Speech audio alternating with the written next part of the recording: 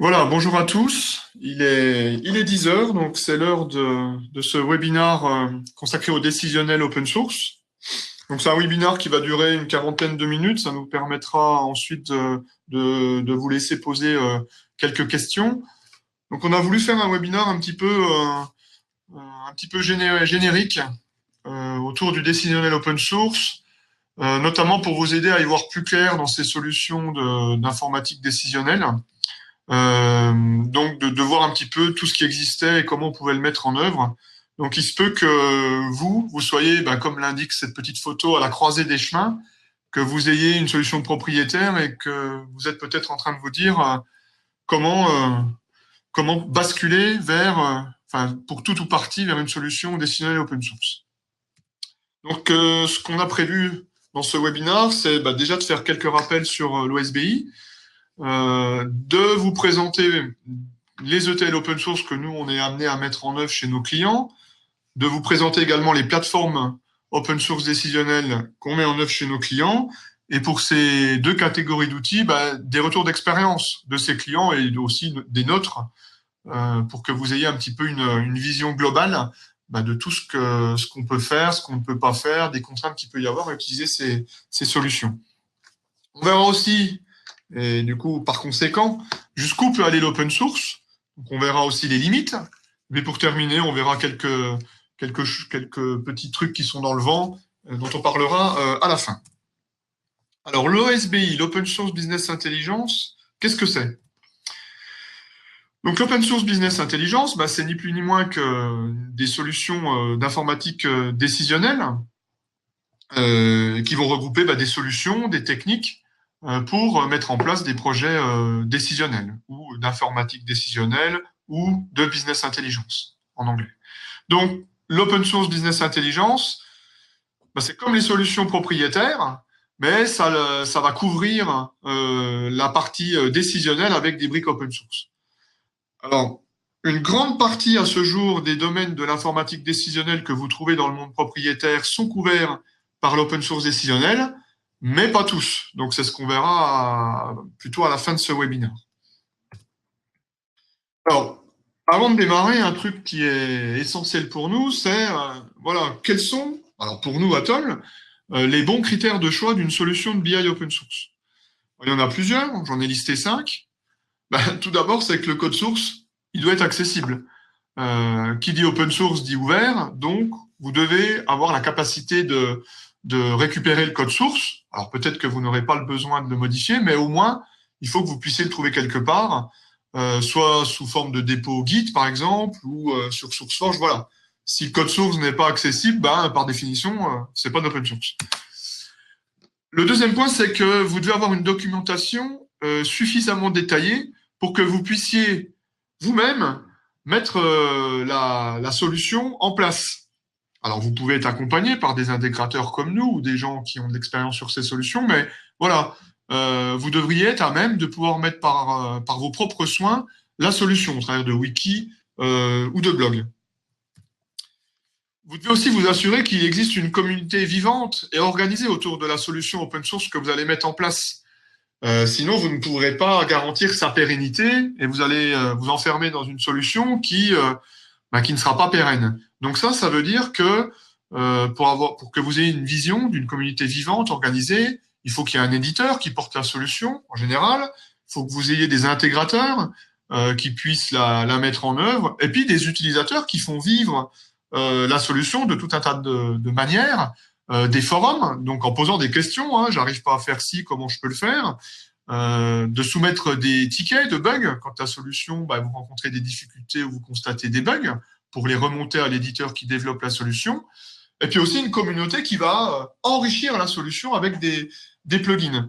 Donc ça, ce serait le quatrième point. La solution, comme c'est de l'open source, vous allez pouvoir l'enrichir pour vos propres besoins. Ça, c'est très important. C'est vraiment ce qui fait la différence. C'est une différence importante, alors que ça existe dans le monde propriétaire, mais dans l'open source, c'est vraiment par essence une des capacités de l'open source. Et puis, dernier point, peut-être moins important, mais qu'on retrouve chez certains de nos clients, contrairement au point 4 où vous pouvez rajouter une fonction à la solution open source, Là, ce serait l'inverse. Vous prendriez un bout de la solution open source pour l'intégrer dans votre propre solution. Par exemple, un module de reporting. Donc voilà, à notre sens, ce qui doit vous aider, ce qui doit vous conduire pour vous permettre d'identifier une solution open source qui pourrait répondre à vos besoins. Alors, bien sûr, je vous donnerai à la fin du webinaire un petit guide de choix en fonction des diverses thématiques que vous êtes amenés à traiter. Alors, ce qu'il ne faut pas oublier, c'est que l'open source décisionnel, c'est aussi un business model, une façon de vendre du logiciel. La plupart du temps, maintenant, c'est toujours ça. Maintenant, il y a deux versions qui vous sont proposées. Une version communautaire qui est libre et gratuite d'utilisation, qu'on appelle communément dans toutes les solutions la Community Edition, et une version commerciale, professionnelle, qui est payante et qui s'appuie la plupart du temps sur une souscription annuelle. Donc, vous allez payer chaque année un abonnement, en fait, pour pouvoir utiliser la solution. Alors, la version commerciale, bien sûr, va proposer des choses que vous n'aurez pas dans la version communautaire. Petit 1 du support éditeur.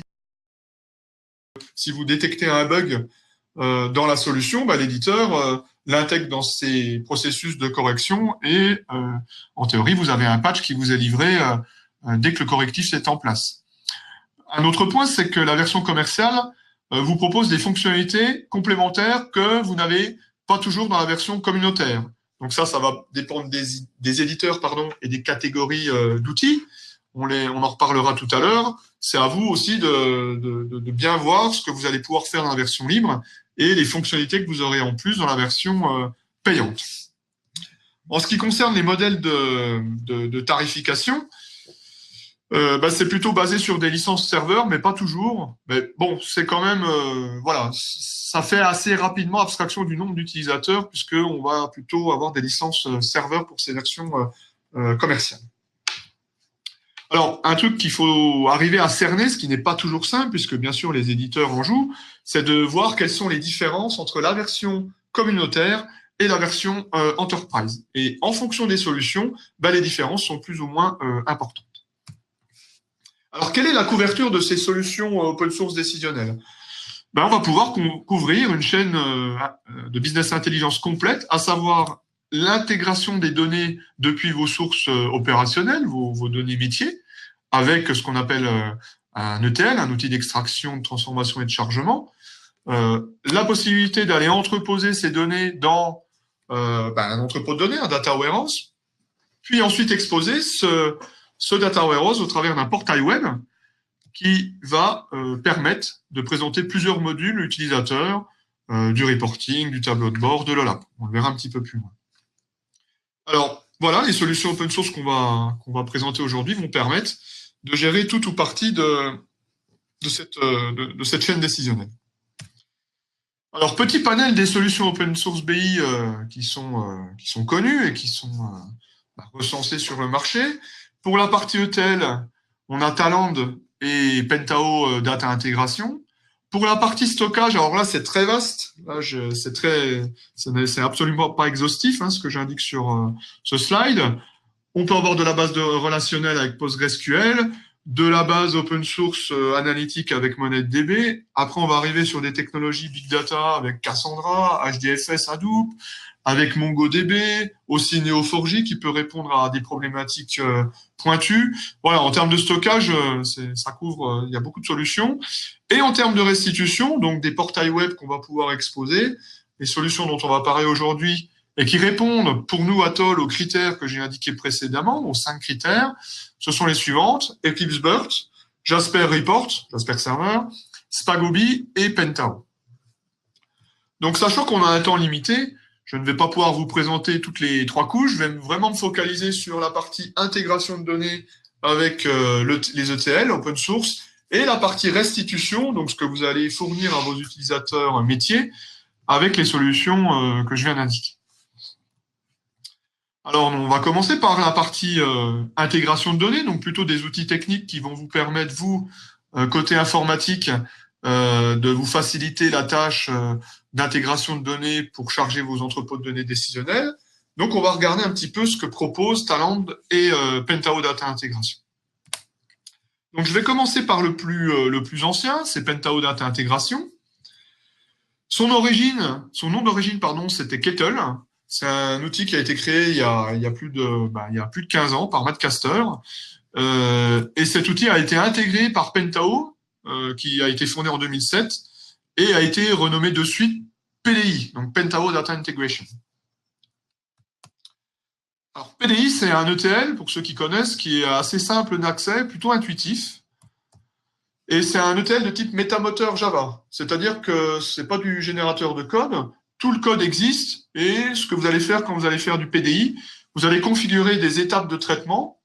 Et l'outil va, à partir de ces configurations, exécuter vos traitements par rapport aux besoins que vous avez. Ouais, il y a un vrai découpage, une vraie abstraction dans cet ETL. Il y a vraiment deux niveaux de traitement. Vous pourrez comparer ça à Informatica, par exemple. On a vraiment des transformations qui vont agir sur la couche ETL pure. J'extrais des données, donc des enregistrements. Je vais les transformer et je vais les charger dans une cible, ou plusieurs. Et il y a ce qu'on appelle les jobs, les tâches, qui vont permettre, par exemple, d'enchaîner des transformations, parce qu'elles doivent être effectuées dans un certain ordre, et aussi d'effectuer des opérations plus larges, plus macro, qui sont liées, par exemple, au système, gérer des fichiers, les déplacer, créer des répertoires, envoyer des mails, à faire des archives zip ou aller récupérer ou envoyer des choses sur des serveurs FTP. Voilà, il y a vraiment une isolation de la typologie des traitements. Et du coup, en termes d'usage, donc là, nous sommes dans une version qui est PDI 8, la version 8.2 va sortir la semaine prochaine. On a une palette qui est très très riche en termes de briques d'extraction, de transformation et de chargement. Donc je vais pas, le but du webinaire n'est pas de les présenter, mais voilà, c'est très très riche. Si il manque éventuellement des composants, vous pouvez faire appel à la marketplace depuis l'outil de développement pour aller récupérer des composants qui ne seraient pas dans la version de base, en fait. Nous, à Toll, nous avons développé il y a quelques années des plugins cartographiques qui vont permettre de traiter de la donnée spatiale. On a certains camarades intégrateurs qui développent des briques pour faire de l'ERP, par exemple, avec OpenERP ou d'autres. Voilà. Vous allez peut-être aussi pouvoir trouver des fonctionnalités complémentaires sur une marketplace. À noter, l'ETL Pentao Data Integration présente une forte intégration avec la plateforme BI Pentao Open Source dont je vais vous parler tout à l'heure. Alors son cousin germain, on va dire, c'est Talend, que vous devez connaître également, Talend Open Studio. Donc là pareil, comme j'ai dit tout à l'heure, une version commerciale et une version community. Donc Talend a été créé quelques années après PDI, en 2007. Et Talend, c'est vraiment une plateforme dont la vocation est de couvrir tous les besoins de gestion de données dans une organisation. Donc c'est vraiment beaucoup plus large que PDI en termes d'usage. PDI, lui, va vraiment se focaliser sur un usage ETL pur, alors que Talend propose toute une palette d'outils pour faire de l'ETL, de l'ESB, donc du bus de service, du MDM, Master Data Management, de la qualité de données et bien sûr du big data. Donc, côté fonctionnement, Talend, c'est un générateur de code Java que vous allez mettre en œuvre avec un client de conception qui s'appelle Talend Open Studio. Et puis, tout comme PDI, il y a une palette qui est très, très riche de briques d'extraction, de transformation, de chargement. Et tout comme PDI, vous allez avoir la possibilité de rajouter des fonctions, des connecteurs, par exemple, parce que vous allez les trouver sur le Talend Exchange, donc des contributions de la communauté. Contrairement à PDI, donc là c'est une vraie différence, Talend propose une version Enterprise qui est très, très avancée. Je fais assez rapide, mais vous allez pouvoir, avec cette version, bénéficier d'une console de monitoring, de planification de vos traitements, de fonctionnalités d'analyse d'impact, par exemple. En gros, si vous avez modifié une transformation en supprimant une colonne, si vous avez supprimé une colonne dans une table de votre base de données, dans une cible, Talend va vous dire à quelle transformation vous devez modifier pour répercuter cette modification. Talend propose aussi dans cette version Enterprise la possibilité de faciliter le partage de vos développements quand vous avez une équipe de plusieurs développeurs ETL. À noter, c'est un point important, Talend est référencé par le SIL. Donc le SIL, c'est le socle interministériel des logiciels libres. Et le SIL, c'est quand même quelque chose de référence dans l'administration. C'est une préconisation pour vous dire que voilà, si vous avez besoin de faire d'ETL dans le secteur public, ben, il est préconisé d'utiliser Talend. Alors, voilà, je vous présente deux ETL. Comment choisir, quoi? Alors, prendre les deux, c'est peut-être pas pertinent. C'est en fonction de vos besoins que vous allez vous dire, je vais plutôt partir sur PDI ou Talend. Vos besoins et vos affinités aussi. Alors, si je les compare de façon très macroscopique, hein, ça n'est que ma vision. PDI, c'est un outil qui est assez facile à prendre en main, de par son interface, qui a été développée spécifiquement pour. Alors que Talend, ben, des retours qu'on a, des gens qu'on a formés ou qui connaissaient un petit peu les deux logiciels, c'est un petit peu plus dur à appréhender, mais bon, ça fonctionne très bien. Voilà, c'est une question d'habitude. Un autre point important, c'est que PDI, lui, va gérer les structures de données à la volée, c'est-à-dire quand vous allez vous connecter à une base de données, il va lire la structure de la table et il va la charger pour que vous puissiez l'exploiter. Talend, bah, vous allez devoir définir les structures de données à chaque fois que vous allez vous connecter à quelque chose. Alors, c'est pas forcément très grave dans Talend parce que ça a aussi l'avantage, quand vous définissez une structure, bah, de bien vérifier ce que le traitement va faire et de lever des erreurs en cas de problème de structure. En termes de conception, de fonctionnement, j'en ai parlé un petit peu avant. PDI, c'est un métamoteur, donc vous ne verrez pas de code Java, mais l'effet qui est induit, c'est que quand vous voulez déployer un traitement sur votre serveur, ben vous devez déployer toute la librairie de PDI pour qu'il aille chercher les bonnes classes Java qui lui sont nécessaires pour fonctionner. Talend, c'est un peu différent, comme c'est du code Java, que vous allez voir. Quand vous allez livrer un traitement Talend, un job, ça va vous faire un build, donc un jar, une archive, et ce build ne va contenir que les librairies strictement nécessaires à votre traitement ETL. Donc vous avez juste un jar à déployer sur le serveur, ce qui est finalement beaucoup plus simple. Donc PDI, je vous l'ai dit tout à l'heure, il y a deux niveaux de traitement, des jobs et des transformations. Et dans Talend, vous avez un seul type de traitement qui peut bien sûr appeler des sous-jobs. Et finalement, les mécaniques de développement, même si ces outils font finalement exactement la même chose, les approches de développement sont, on va dire, pas tout à fait les mêmes. Côté Atoll, on le sait assez bien puisqu'on travaille beaucoup sur ces deux outils. Alors, bien sûr, ces outils ont beaucoup de choses en commun. C'est du Java dans les deux cas, donc multiplateforme. Les performances, étant donné que c'est du Java, sont très similaires. Vous avez des briques des capacités de log, de gestion des erreurs, de gestion des accès JDBC qui sont similaires. Voilà, tout ça vous permettra, ces deux outils vous permettent de faire la même chose, en résumé, mais pas forcément de la même façon. Donc c'est à vous de voir en regardant ces outils ce qui va se rapprocher le plus de votre feeling. Est-ce que vous avez une approche vraiment globale de gestion de données de l'entreprise? Et là, je dirais que Talend sera peut-être plus pertinent parce que vous allez bénéficier des fonctions connexes, on va dire, data quality par exemple, ou ESB. Ou est-ce que vous êtes plus orienté décisionnel? Et là, peut-être plus intéressant, car vous allez le voir après, il a une très bonne intégration avec sa plateforme qui s'appelle Penta. Alors, quelques exemples de clients qui utilisent ces solutions.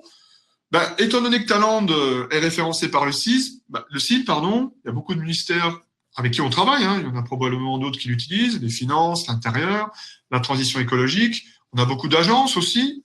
Parmi nos clients, nous avons l'autorité de sûreté nucléaire, le CEREMA, et beaucoup de collectivités territoriales. C'est vraiment un ETL qui est très répandu dans les conseils départementaux. Nous, on le met en place notamment en Seine-Saint-Denis, dans les Yvelines et dans les Pyrénées-Orientales. PDI, on a beaucoup de références puisque historiquement, on travaille depuis très longtemps sur PDI, depuis plus de 12 ans, 11-12 ans. Donc, on a des gros clients, par exemple Sodebo, qui avait participé au Penta Day 2017 de mémoire, 2016 pardon, et ça, ce sont des clients qui ont carrément migré depuis des solutions ETL propriétaires. Donc là, on avait du Cognos Data Manager. Un autre client un petit peu plus bas dans le monde médical qui avait procédé à une migration depuis ODI, Oracle Data Integration. Un autre client local, JPC Page, depuis BODI. Et puis plein de clients dans lesquels on va mettre du Kettle, donc du PDI, pour du projet décisionnel, c'est le cas de l'Agence nationale des fréquences, vraiment un outillage décisionnel, mais aussi, par exemple, de l'échange de données interapplicatifs. chez Socomec. Voilà. On a aussi le cas avec Talend. Alors, les retours d'expérience de ces clients, alors là, c'est pareil, hein, c'est vraiment pas forcément exhaustif. J'essaie d'avoir une vision assez haute. Ben, c'est que ce sont les plus, hein, la colonne de gauche. Ces ETL fonctionnent bien, ils font le taf, ils vont répondre à vos besoins de traitement de données, d'aller chercher des données, de les transformer, de les mettre quelque part. Parce qu'il y a plein de connecteurs, SGBD, de fichiers Excel, de connexions LDAP, la capacité de faire du web service, de l'API REST. Et finalement, quand vous avez des choses à traiter, bah, vous allez le faire de la même. Enfin, vous n'allez pas être coincé, en fait. Ce que vous faites avec un ETL propriétaire, vous le ferez avec un ETL open source. L'avantage, c'est que s'il vous manque quelque chose, vous pourrez peut-être aller le trouver sur la marketplace. Alors, add-on sur le Talend Exchange ou des plugins sur la marketplace Pentao. Et puis, si vous vous coincez, vous pourrez peut-être vous-même créer vos propres plugins ou passer par des intégrateurs comme nous pour les développer. Vous serez jamais coincé finalement pour attaquer des données ou aller en mettre quelque part. Là, pour information, de façon native, il est très rare qu'on ait besoin maintenant de développer des plugins. On arrive à trouver tout ce dont on a besoin. Alors les moins, de façon assez sommaire, c'est surtout là où le bas blesse, c'est sur les fonctions d'administration avancées. Donc dans les versions libres, hein, je parle, pour Talend et PDI, il n'y a rien qui va vous permettre de faire facilement, de planifier facilement vos jobs, de les monitorer. Il n'y a rien qui permet facilement de faire de l'analyse d'impact. Et puis, si vous avez besoin de mettre en place des travaux ETL avec plusieurs développeurs, ça va être à vous de mettre en œuvre une solution de versionnement pour que chacun puisse travailler dans un mode collaboratif. Nous, côté Atoll, pour tout ce qui est planification monitoring, à la fois pour Talend et PDI, nous avons trouvé un outil qui est très efficace et qui n'est pas cher du tout, qui est déjà en production chez une dizaine de clients, qui s'appelle Quardesk, qui est une console web qui va permettre de facilement déléguer la main pour de la planif et du monitoring de job. Bon, si ça vous intéresse, ça a été présenté au Pentao Day 2016. Vous trouverez la présentation sur notre site web. On va passer aux plateformes BI. Ça, c'est important. Donc, juste un petit rappel, qu'est-ce que doit à minima vous fournir une plateforme décisionnelle? Un portail décisionnel, donc une application web, et des modules qu'on va identifier en deux parties, des gens qui vont consommer des états, vos utilisateurs métiers, de deux manières, essentiellement du reporting statique avec la capacité d'aller exporter du PDF ou de l'Excel avec des invites qui leur sont présentés à l'écran, des paramètres, et puis aussi quelque chose qui est du prédéfini, mais du dashboarding web, et là qui permet d'avoir une navigation, une interaction entre les composants, entre les graphiques, un mode responsive design aussi, pour consulter de l'information. Il faudra aussi que cette plateforme puisse, ce serait ça l'intérêt, vous fournir, pour fournir à des utilisateurs un peu plus avancés, des gens qui auraient besoin de créer des états en ligne, par eux-mêmes. Donc là, il y a deux technologies. Dans les solutions open source, on est très orienté Cubolab, et une fonctionnalité de construction de dashboard en ligne pour que l'utilisateur puisse lui-même, à partir d'un jeu de données compréhensible, donc pas de requêtage SQL ni autre, qu'il puisse manipuler ces données dans une interface. Alors, petit tour d'horizon des solutions dont j'ai parlé tout à l'heure. BERT, Eclipse BERT. Mais ça, c'est un projet open source qui a été initié par Actuet il y a quelques années, qui a été racheté par la société OpenText en 2015.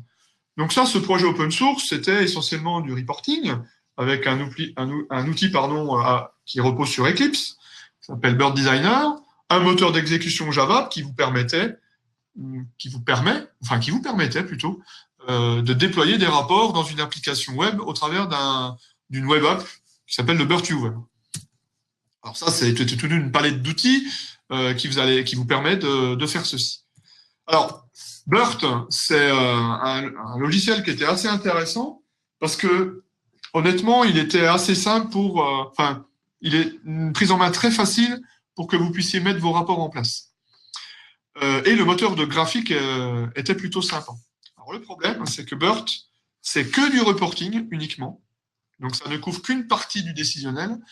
Et que dans la version libre, il n'y avait pas de serveur web. Donc, c'est à vous d'intégrer les librairies BERT dans un serveur Tomcat, par exemple, et de développer ou d'exposer le BERT Viewer ou d'intégrer la solution dans votre propre solution. On a constaté, nous, à Toll, que sur des gros volumes, quand BERT doit mouliner de la donnée, c'était pas très performant. Donc ça nécessitait d'aller très vite vers la version Enterprise de BERT. Et le dernier point, finalement, qui est le plus important, c'est que ce projet-là ne vit plus, probablement à cause du rachat par OpenText, et que on vous conseille plus trop de partir sur du BERT, puisque ce projet ne bouge plus, en fait, a été, on va dire, abandonné.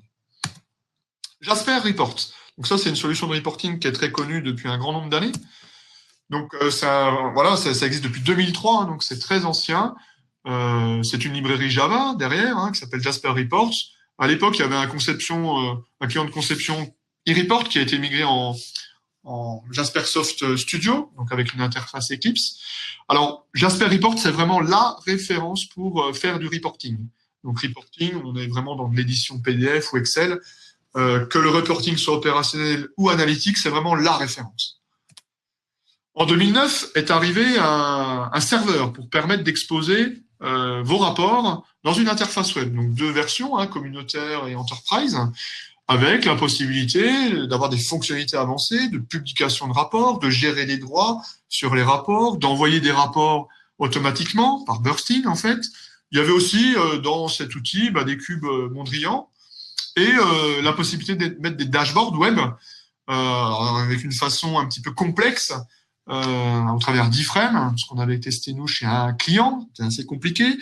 Et depuis 2014, un framework un peu plus JavaScript qui s'appelle Visualize.js, mais disponible uniquement dans la version Enterprise. Alors en 2014, TIBCO Software rachète Jaspersoft.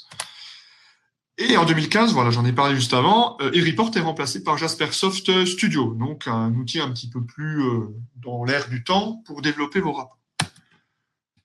Alors les points forts de Jasper, c'est vraiment une librairie puissante, fiable. Je vous l'ai dit juste avant, c'est la référence en reporting. Donc ça fonctionne très bien. Moi j'ai vu des clients qui allaient gérer toute leur facturation avec Jasper en fait, et des gros clients. Donc ça fonctionne très bien, ça tient très bien la charge. Le Jasper Report Server est pareil, il est très très fiable. La documentation elle est excellente, donc ça rejoint un petit peu le point de mon introduction. Et vous avez des possibilités d'intégration qui sont avancées dans des applications tierces, au travers notamment d'API REST. Vous pouvez appeler des rapports dans votre appli via l'API REST de Jasper Server. Les points faibles, c'est très fort en reporting, j'espère, mais voilà, ça va pas bien plus loin que du reporting. Par exemple, il n'y a pas de module web digne de ce nom, il n'y en a pas, dans la version communauté. Alors Spagobi, c'est une solution qui s'est affichée 100% open source dès sa création en 2006.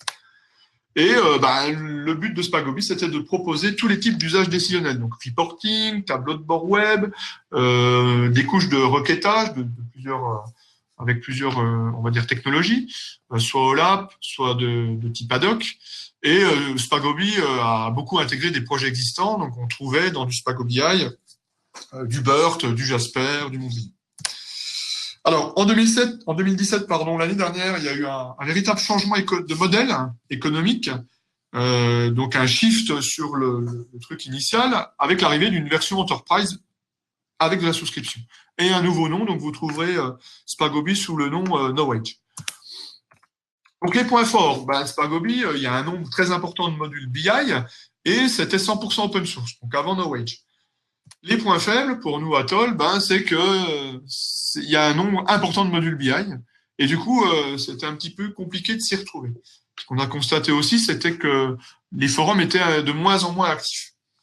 Alors pour information, côté Toll, nous n'avons jamais qualifié cette plateforme techniquement parce qu'elle n'a pas répondu à nos tests internes, donc nous n'avons aucun retour d'expérience sur cette solution.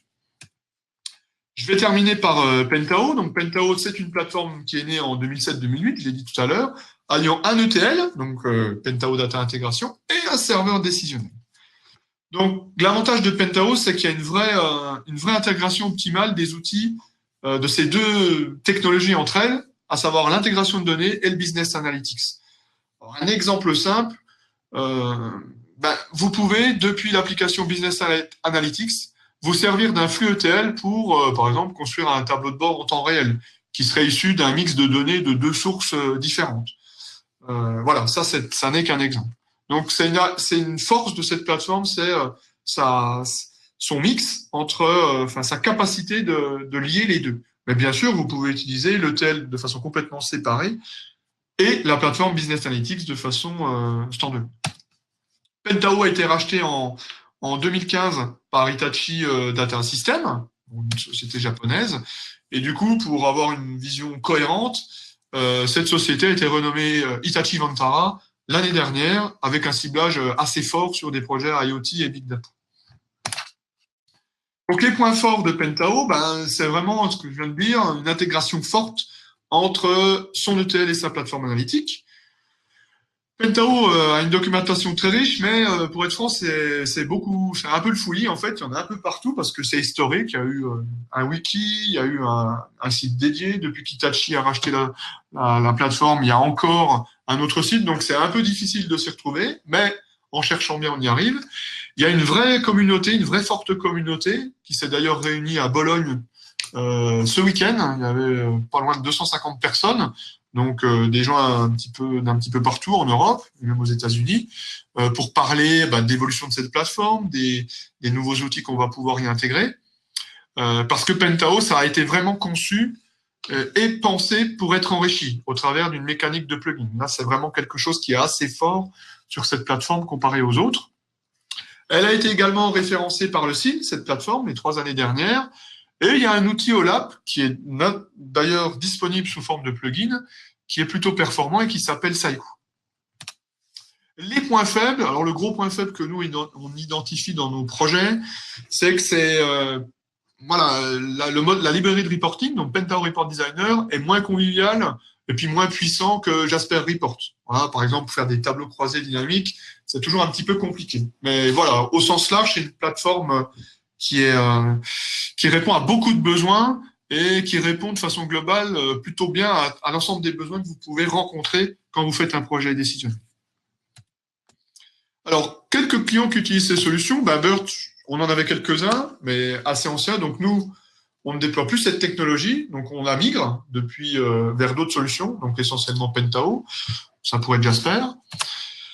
Jasper Reports, alors c'est plutôt une solution qu'on va mettre en œuvre dans des contextes d'informatique opérationnelle. Donc je cite un exemple, la PCA, l'Assemblée permanente des chambres d'agriculture, qui va faire du reporting métier au travers de Jasper Server. Voilà, ça c'est quelque chose qui tourne chez ce client historique, chez nous.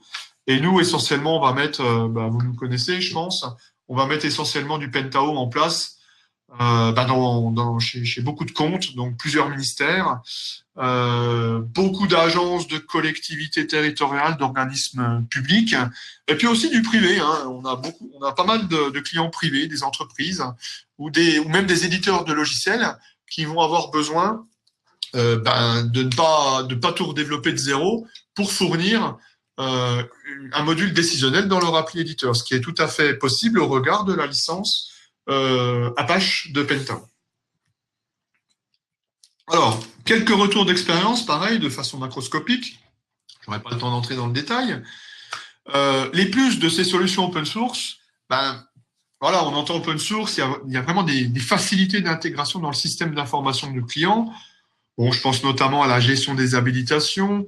Voilà, je veux connecter ma plateforme à un annuaire LDAP ou à une base de données pour gérer des rôles applicatifs ou mixer les deux, ce qu'on fait assez souvent.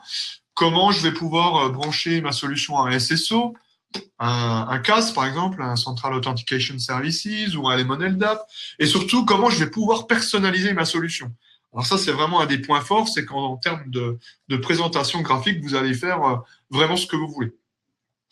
Les plus, c'est aussi le cas pour les plateformes. Vous allez pouvoir enrichir la solution.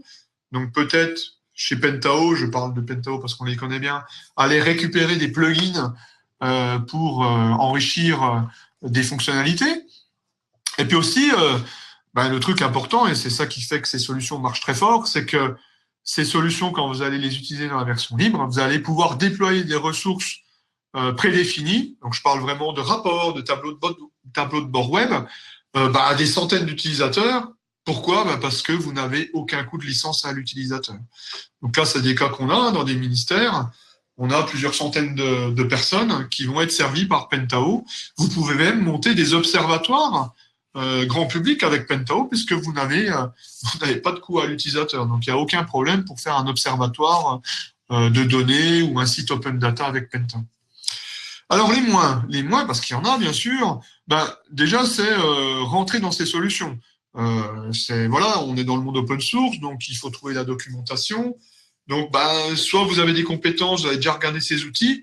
C'est pas toujours évident quand on vient d'autres univers. Moi, je le constate chez certains clients qui ont du Business Object ou du Cognos ou de l'Oracle ou de nulle part, qui ont du fichier Excel. Voilà, si vous voulez mettre en œuvre ces solutions, c'est possible.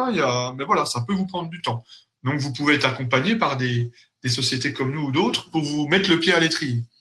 Et surtout, je l'ai mis en gras, les vrais moins, c'est qu'il n'y a pas d'outils de self-service BI, comme on les trouve actuellement, qui vont permettre à des utilisateurs métiers de faire eux-mêmes en ligne des tableaux de bord de façon autonome. Donc ça, c'est un point vraiment critique. Et là, pour l'instant, ce point n'est pas couvert. Nous, on avait essayé il y a 2 ans de produire un module comme ça, mais c'est des lourds, des développements très lourds. Donc, on va avoir une autre stratégie que je vais vous présenter ensuite. Alors voilà, on voit qu'il y a des limites à l'OSBI sur cette partie self-service. Alors, pour mieux comprendre, petit graphique que vous pouvez trouver sur Internet, on le trouve sous diverses formes.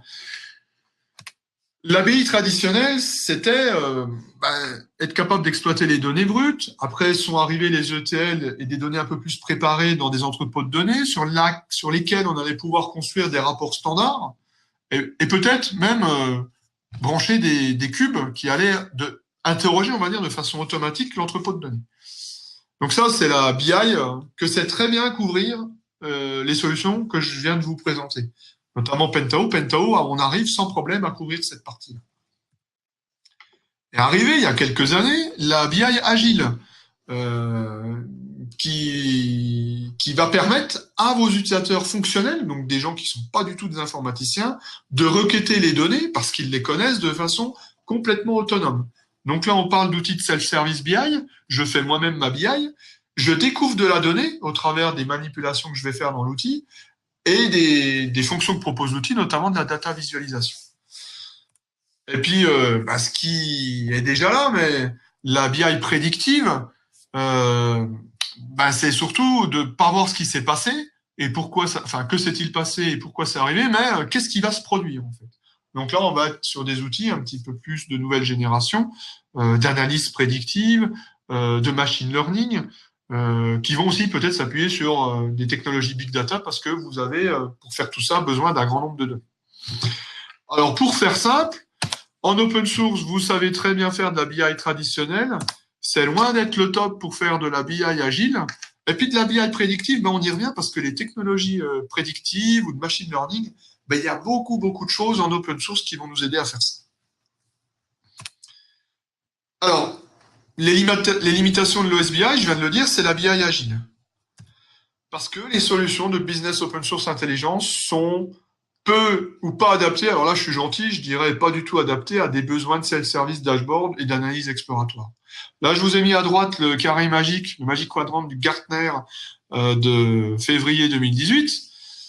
Il n'y a pas photo, quand vous allez avoir besoin de fournir des choses à des utilisateurs métiers, alors avancés, bien sûr, c'est pas forcément des pouces-boutons, c'est des gens qui vont avoir besoin, pour leur travail, de manipuler les données dans tous les sens et de découvrir des choses. Donc là, les solutions de référence du marché, c'est celles qui sont entourées en orange. C'est Microsoft, notamment au travers de Power BI, c'est Qlik, essentiellement QlikSense, et Tableau Software. Donc nous, ce qu'on fait de plus en plus chez Atoll, et on le fait, on a plusieurs clients chez lesquels c'est déjà le cas, c'est qu'on a des architectures un petit peu hybrides, dans lesquelles on va équiper en open source toute la partie ETL. Toute la partie ETL sera faite en open source avec Talend ou PDI. l'entrepôt de données, ben, on va le mettre en open source. Alors, on peut aussi rester sur les technologies clients. Je pense à Oracle ou SQL Server. Nous, on peut partir sur du PostgreSQL. On peut aussi adjoindre l'outil dont je parlais tout à l'heure pour le planification et le monitoring de tâches qui s'appelle Coredesk. Donc, on va pouvoir brancher toutes les applis métiers. Et on va, alors pas toujours, hein, dans tous les cas, dans de très nombreux cas, nous n'avons que du Pentao qui va permettre de servir des choses prédéfinies à plein d'utilisateurs au travers de rapports et de dashboards web. Et pour des utilisateurs un petit peu plus avancés, des cubes en ligne qui vont permettre, de façon basique, d'extraire des données. Grosse maille, c'est le tableau croisé Excel dynamique en ligne. Voilà. Donc ça va couvrir une grande partie des besoins, cette plateforme Pentao, libre. Mais chez certains clients, c'est avéré qu'il était utile d'acheter quelques licences, 5, 10, 15, peut-être un peu plus, pour proposer une capacité d'analyse supérieure avec des outils comme ClickSense ou Power BI. C'est ce qu'on met en œuvre. Donc ClickSense, on va le mettre en on-premise parce que ClickSense, vous pouvez l'installer chez vous avec le serveur Enterprise. Et Power BI, on va plutôt avoir une vision cloud, puisque Power BI ne peut s'installer que comme ça, sur le cloud Azure. Et il va récupérer vos données au travers d'un gateway et vos données seront issues de l'entrepôt de données. Donc voilà, nous, on est assez pragmatique. Il faut utiliser les bons outils pour les bons besoins. Il se pourrait aussi que certains, alors c'est le cas chez certains clients, beaucoup moins, que vous n'ayez besoin que d'un infocentre avec des données préparées et de quelques utilisateurs qui ont une licence Click ou du Power BI. Voilà. Alors, petit résumé, vos besoins. Si vous avez besoin de faire de l'ETL, alors là, nos précaux, c'est Talend ou Penny. Maintenant, il faudra cadrer un petit peu le périmètre et voir quels sont vos besoins. Est-ce que c'est plus gestion de données dans l'entreprise? Alors là, je l'ai dit, Talend ne serait pas inintéressant. Est-ce que c'est plus du décisionnel? On pencherait plus pour PDI. Mais voilà, ça, c'est à discuter puisque les deux font exactement le même travail, juste pas de la même manière. Si vous avez besoin de faire du reporting uniquement, eh ben là, nous, on vous conseille de prendre Jasper Reports, peut-être même avec Jasper Server, ça vous évitera de développer une appli Tomcat et de mapper les librairies. Dès que vous allez avoir besoin d'avoir une plateforme BI avec des utilisateurs de niveau 1, c'est-à-dire des gens qui vont cliquer et avoir des ressources prédéfinies, alors là, Pentao, c'est super parce que vous allez pouvoir couvrir une palette très large de besoins. Et dès que vous allez arriver à l'étape ultime qui est de servir des utilisateurs avancés, alors par exemple des contrôleurs de gestion, des responsables d'unité, des gens qui ont besoin de manipuler pour leur métier les données un peu dans tous les sens, vous allez très vite avoir besoin d'une solution complémentaire. Et nous, on installe du ClickSense parce que c'est très ergonomique. C'est un choix pareil, hein, technique et fonctionnel, ou du Power BI. Voilà un petit peu l'éventail des solutions que vous pouvez mettre en œuvre pour faire du décisionnel avec de l'open source. Alors, j'ai bientôt terminé, on va laisser la place aux questions, mais j'oubliais quand même deux, trois bricoles. Sachez que toutes ces solutions-là, c'était un petit peu la dernière étape du graphique que je vous ai présenté tout à l'heure. L'open source, il est vraiment fer de lance sur tout ce qui est nouveau. Alors nouveau, c'est pas nouveau, mais c'est arrivé il y a peu de temps. Le data scientist, le machine learning, l'internet des objets. Voilà. Sachez que il y a beaucoup de technologies open source qui permettent de faire ça. Je n'aurai pas le temps de les couvrir dans ce webinaire. Je vais juste en parler rapidement. Le big data, vous savez que tous les éditeurs en vendent, qu'ils soient propriétaires ou open source. Après, est-ce qu'il y a beaucoup de clients qui l'utilisent? Ça, c'est une autre chose. L'analyse prédictive, le data scientist, un outil qui est très connu et même, je dirais, réputé, qui s'appelle R, qui va avoir des technologies de stockage et de scripting pour vous faire de l'analyse prédictive, notamment. Du machine learning, on a des choses très sympathiques qui ont été mises en ligne sur la marketplace de Pentao pour PDI. Je vous montre juste la diversité des plugins. C'est un article qu'on trouve sur la communauté Hitachi Vantara. Là, a été rajouté dans Pentao un ensemble de briques, il y en a une vingtaine, qui vont vous permettre, alors là on est vraiment sur de la stat pure et dure, de faire pas mal de choses et sur pas mal d'outils. Donc Spark, R, Weka, qui est le module d'analyse prédictive de Pentao, et R. Et puis enfin, l'Internet des objets. Là aussi, je l'ai dit tout à l'heure, Pentao, c'est la raison pour laquelle Hitachi a racheté Pentao, pour avoir une couche d'acquisition bas niveau Internet des objets avec des protocoles dédiés, notamment le MQTT. Voilà. Donc dans PDI, par exemple, vous trouverez une brique MQTT qui vous permettra de vous connecter à des objets sur Internet. Voilà, donc le futur, on y est déjà. Pour être franc, chez Atoll, on a peu de projets qui tournent autour de ces thématiques. On va vraiment être sur des projets d'informatique décisionnelle standard que je vous ai présenté au début, c'est-à-dire la chaîne qui va être la suivante. Intégrer les données depuis les sources de l'organisation de l'entreprise, les préparer dans l'entrepôt de données, les mettre à disposition d'un serveur décisionnel et les exposer à 10, 20, 100, 1000 utilisateurs via une plateforme open source décisionnelle et peut-être en complément une solution self-service propriétaire. Voilà, je vous remercie pour votre attention. Je vais comment dire, voir avec Caroline qui participe avec moi à ce webinaire si vous avez des questions. Vous pouvez poser vos questions au travers du module de chat qui est disponible en haut à droite. Alors, donc là, je suis à votre disposition, donc je vous laisse sur ce que vous venez de voir. Hein, voilà, tout n'est pas exhaustif, donc il peut être utile d'échanger. On peut se réserver une dizaine de minutes pour que vous puissiez poser des questions.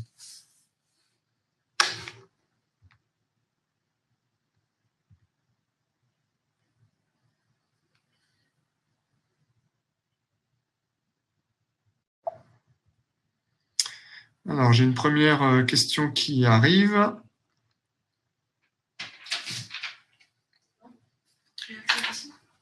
Oui, c'est bon. Alors, le temps que les gens saisissent, on va se laisser jusqu'à 11h-5. Bien sûr, si vous avez des questions plus complémentaires, vous pouvez envoyer un mail à contact@atollcd.com.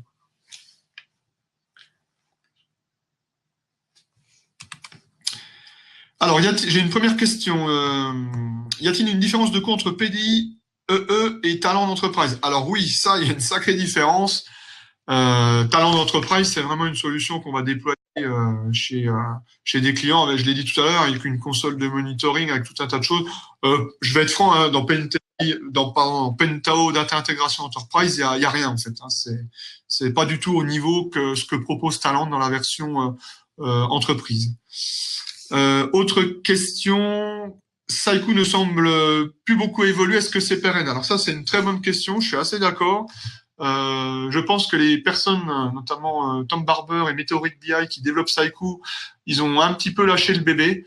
Donc, nous, on est en train de regarder avec, mais pas que nous, avec la communauté Pentao, pour reprendre cet outil, parce que pour être franc, on a déjà fait pas mal de développement chez plusieurs clients. Je pense notamment à une fonctionnalité d'Undurudu qu'on a livrée chez un client qui est assez commode, qui va vous permettre de revenir en arrière sur les requêtes et qui a été mise à jour chez un client. On a développé d'autres choses, on a corrigé des bugs qu'on a poussés chez Meteoric BI qui n'ont pas été intégrés. Donc là, en effet, il y a un vrai sujet. Comment on va continuer de faire évoluer Saiku? Donc voilà, on y réfléchit longuement. Je pense que ça fera l'objet peut-être d'une publication prochaine en 2019 sur ce sujet précis, parce que c'est quand même un bon outil et il faut continuer de le faire évoluer, quoi. Alors, il y a une personne qui me demande, alors c'est très juste pour les non-initiés, que je puisse rappeler la différence entre les différents termes ETL, reporting et plateforme BI. Alors, c'est un peu compliqué. ETL, c'est vraiment ce qui va vous permettre, c'est un outil technique qui va vous permettre d'aller chercher les données dans vos applications opérationnelles et de construire vos entrepôts de données. Donc, c'est vraiment un outil de manipulation de données qui n'est pas à destination des utilisateurs finaux. Une plateforme BI et le reporting n'est qu'une partie d'une plateforme BI. Une plateforme BI, c'est une solution complète. Par exemple, je pense à Microsoft, ou je pense à Cognos, IBM, qui s'installe chez vous, le client, et qui va fournir tout un tas de modules, dont le reporting, pour que vous puissiez exposer des ressources décisionnelle à vos utilisateurs. C'est pareil chez Business Object.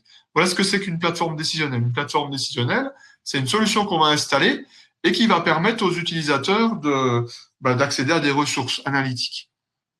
Alors pareil, ça, je vous invite à, à consulter des webinars qu'on a donnés précédemment, l'année dernière. Je pense notamment au webinar Pentao, qui vous présente la plateforme BI de façon complète. Vous la trouverez sur YouTube. Ça vous permettra de voir plus en détail les différents composants d'une plateforme décisionnelle. Alors, autre question, je l'ai lis en live.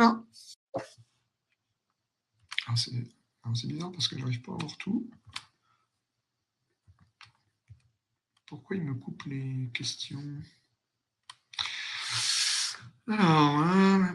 Alors, Itachi joue le jeu. Alors oui, je suis assez d'accord avec Jean-Marie. Alors, je module. Il semble qu'Itachi, alors je lis la question de Jean-Marie, il semble qu'Itachi, en termes de stratégie, joue le jeu en mettant dans la CE des fonctions au fur et à mesure de l'évolution du BI server. Donc c'est vrai, là je vous l'ai montré sur les plugins de machine learning. Alors pour être franc, il y a eu un retard à l'allumage. C'est comment dire. Hitachi a racheté Pentao en 2015 et là c'est une société maintenant qui est beaucoup plus grande.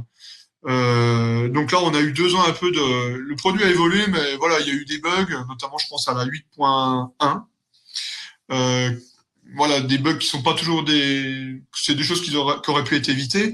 Donc Hitachi a bien compris tout ça et je pense que maintenant il y a une nouvelle roadmap qui a été affichée là au Pentao Community Europe ce week-end. Voilà, on revient un petit peu dans quelque chose de plus roadmappé avec une vraie volonté de corriger les bugs, de rajouter des fonctionnalités, y compris dans la version communautaire.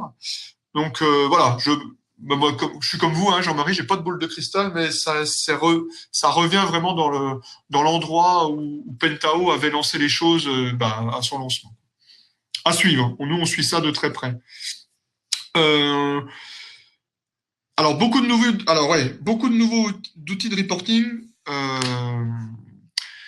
sont basés sur Java, ouais, donc Colical Insa, Report Server, et pas open source, mais version communautaire et Qu'est-ce que j'en pense? Moi, j'en pense que c'est bien de contribuer, mais voilà, les gens qui contribuent, ils essaient aussi d'avoir un retour sur investissement. Et c'est pour ça peut-être que Saiku végète un peu. C'est une des raisons. Hein. C'est que Saiku, il y a eu des gros développements de fait. Et de ce que je sais, c'est que ça n'a pas rapporté forcément le retour sur investissement est escompté. Hein. Donc, il faut aussi se mettre à la place des personnes qui vont développer les contributions. Il faut que ces sociétés-là ou ces intégrateurs-là aient une assise assez solide pour pouvoir consacrer une partie de leurs ressources à ce genre de produits. Donc nous, côté Atoll, ce qu'on aime bien faire, c'est de collaborer avec les clients, c'est de développer un plugin pour une raison X ou Y, et de prendre en charge une partie du développement. Donc on l'a fait avec le ministère de l'Agriculture, on l'a fait avec le ministère de l'Intérieur, et après de reverser le plugin à la communauté. À mon avis, ça c'est une approche. Hein. Mais voilà, des plugins purement payants, je suis d'accord, c'est peut-être pas forcément la bonne solution. Alors, une autre question. Est-ce que vous avez eu des expériences sur des outils open source permettant de limiter l'accès aux rapports et aux données de ces mêmes rapports? Alors oui, Jasper le fait tout à fait, mais Pentao le fait de la même manière dans la version libre. Vous allez pouvoir sécuriser tous les objets, enfin les objets, même les données qui sont envoyées, dans le module de reporting, dans le module de dashboarding, dans le module OLAP. Mais ça va être l'implémentation, c'est-à-dire que vous allez définir quelque part dans votre entrepôt de données le qui voit quoi, quel utilisateur voit quelle donnée. Et ça, c'est du stockage SQL, hein, c'est une table d'association qui va vous dire en fonction de rôle ou de profil ce que vos utilisateurs auront besoin de voir dans les ressources décisionnelles. Et ça, on va le capturer via des variables d'environnement, donc le rôle ou l'identifiant de la personne quand on va exposer les ressources. Donc ça, c'est des choses qu'on fait très fréquemment. Hein, dans la majorité de nos projets décisionnels, on fait ça. Donc ça se fait très bien. Hein, donc du coup, dans les deux versions. Mais on n'a pas la même façon de faire que vous le feriez dans Business Object, par exemple. Je pense que la question, elle est liée à ça. On va pas faire la capture de la sécurité au niveau de la couche univers. On va plutôt le faire sur une couche plus basse, donc au niveau des données. Mais ça se fait très bien. C'est une autre façon, une autre approche. Alors, j'ai beaucoup de questions qui arrivent de l'autre côté dans le module de chat. Donc, on vous enverra le support du webinar, je crois. Enfin, il est enregistré, en fait, vous pourrez le revisionner. Nous vous enverrons également le support en version PDF. Alors, je regarde les questions.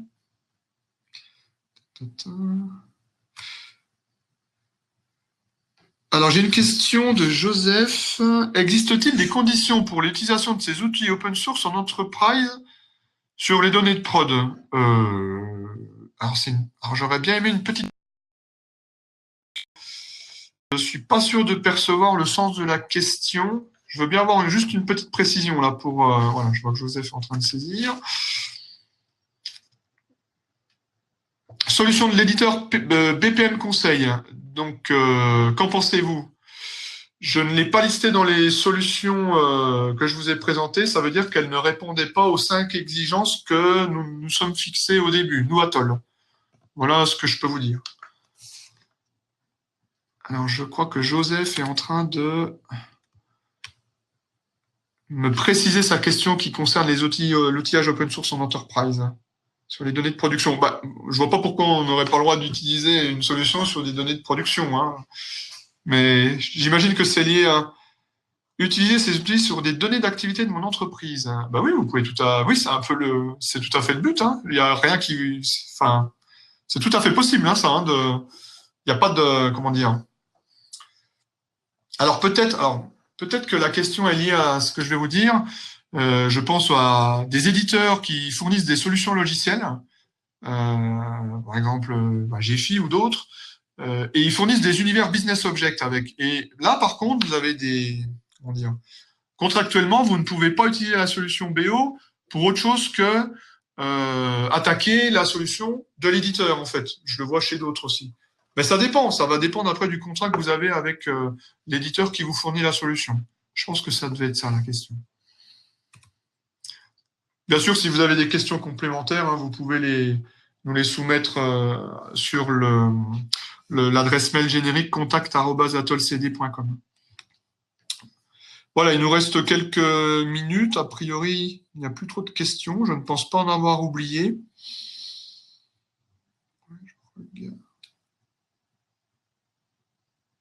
Oui, ça a l'air bon. Bah, je propose à Caroline, notre assistante communication, de dire la fin. Merci beaucoup d'avoir participé à ce webinaire. Comme Sylvain vous l'a dit, on vous enverra par email le lien sur notre chaîne YouTube pour revoir le webinaire avec les slides que Sylvain a présentés. Suite à cet envoi, n'hésitez pas à nous contacter par retour de mail si vous avez des questions. Et puis, on vous souhaite une bonne fin de journée. Voilà. Alors, juste avant, une dernière question sur le Pentao Day. Donc, c'était plutôt le Pentao Community Meetup. Oui, je vais faire un retour un petit peu détaillé de tout ce qui s'est dit en Italie ce week-end pour que vous ayez une vision un petit peu plus claire de ce qui va se passer en 2019 sur précisément la solution Pentao. Si vous voulez visionner le Pentao Day c'était qu'en 2017, ils sont également en ligne sur YouTube et vous pouvez voir des retours d'expérience client et également certains plugins qu'on a développés. Je pense au SVG Component. Merci beaucoup, on vous souhaite une très bonne journée, puis une bonne fin de semaine et on vous donne rendez-vous à un prochain webinaire décisionnel.